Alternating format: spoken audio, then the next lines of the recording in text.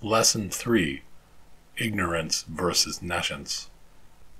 The French poet Charles Baudelaire once wrote that the greatest trick the devil ever pulled was convincing the world he didn't exist. Pause for a moment and consider that statement. The greatest trick the devil ever pulled was convincing the world he didn't exist. In this present time of waning belief in traditional religious doctrine, let's consider this statement in a slightly different light, pun intended. If you were charged with trying to accomplish a controversial task clandestinely, particularly one that would likely be resisted by your targeted audience, what would be the best way to complete this operation? It seems that there are two potential paths that you could take that would most likely result in your success. The first of these would be to remain completely concealed. If the plebeians are unaware of your existence, then they cannot resist. If you were able to accomplish this feat, it would certainly be a great trick. For the second path, let's consider a quote from the researcher Ken Ami. The second greatest trick the devil ever pulled was convincing the world he is the good guy. Path 2 would be to convince the populace that, whatever you are doing to them, it is in their best interest. This would also be an amazing feat, maybe even more amazing than the first, considering the fact that you are exposed, and that everyone can observe the effects of your actions. They could offer resistance, but choose not to. The key word here is choose. There are two key concepts at play in the scenarios just presented, and those concepts are not well understood by the participants of this time. Those are the concepts of ignorance and nescience, and understanding their difference could not be more critical to you in this moment.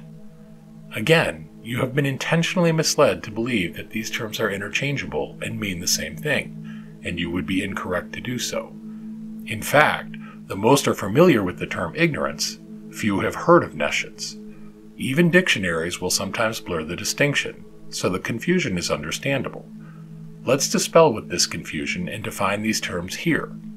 Ignorance is a lacking of knowledge or awareness. Nescience is an absence of knowledge or awareness. This may seem like a subtle difference, but in reality, it is an enormous chasm. Back to our first example. If you were conducting your clandestine task and remaining concealed, hidden from view or analysis, you would be keeping your targets in a state of nescience. They would have a complete absence of knowledge of your activities. They would only become aware by observing the results of your actions and gaining more information. Information. Sounds like the word informed, doesn't it? Informed implies that you have been made aware. So to keep you in a state of nescience, an absence of knowledge, is an almost impossible task as more information becomes available. You can no longer state that you have an absence of knowledge, only a lack of it to see the full picture. You have entered a state of ignorance. Being ignorant is different than being nescient. It's a bit of an uglier word. If someone were to call you ignorant, you would likely take offense. In the current vernacular, it is typically used in a derogatory context, being associated with poor critical thinking skills and misguided ideology. Under closer examination, it also gives us a little hint of its darker side. It begins with the word ignore. To ignore implies a choice. Choices imply accountability. If you choose to ignore information to your own peril, you would likely be held accountable for those choices. It is even in your law. Ignorantia juris non excusat. Ignorance of the law excuses not. As opposed to maintaining nescience, in the second path, the antagonist is deceiving by keeping the populace in a state of willful ignorance. They can see what is happening, but accept it as being beneficial. The success of the endeavor is based on maintaining this ignorance, even in the face of ever-mounting information telling them that what is happening is not in their best interests. This obfuscation can be achieved through a myriad of mechanisms: propaganda, silencing opponents, establishing false narratives, etc. But even this has its limits as more evidence is brought to bear. At some point, the populace is making a choice in spite of the evidence presented, and there will always be accountability. To make good decisions, you need good information. Sometimes this information contradicts the outcome you may see as more desirable.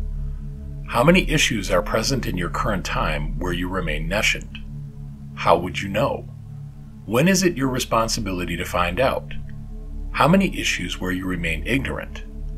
If you're presented with information, even information in small bits, even information that contradicts your desired worldview, are you accountable for remaining willfully ignorant? Are you accountable if other parties exploit this ignorance for their desired goals? As humans, it is an inconvenient truth that it is in our nature to be narcissistic, but an overabundance of pride can be your downfall. It is human to be wrong, but you must accept accountability and potentially atone for mistakes made. It is human to be nescient, for a time, but you must accept accountability for your beliefs, even if established with an absence of knowledge. Truth does not fear investigation or question. Anyone who tells you otherwise is not to be trusted. Establish your datums, create your criteria for evaluation, and constantly investigate the information you use for truth and completeness. This life is a classroom, and the lessons taught will only be as good as the information presented. Remain vigilant and informed. It is your spiritual duty to ruthlessly fight ignorance. There is no time to wait.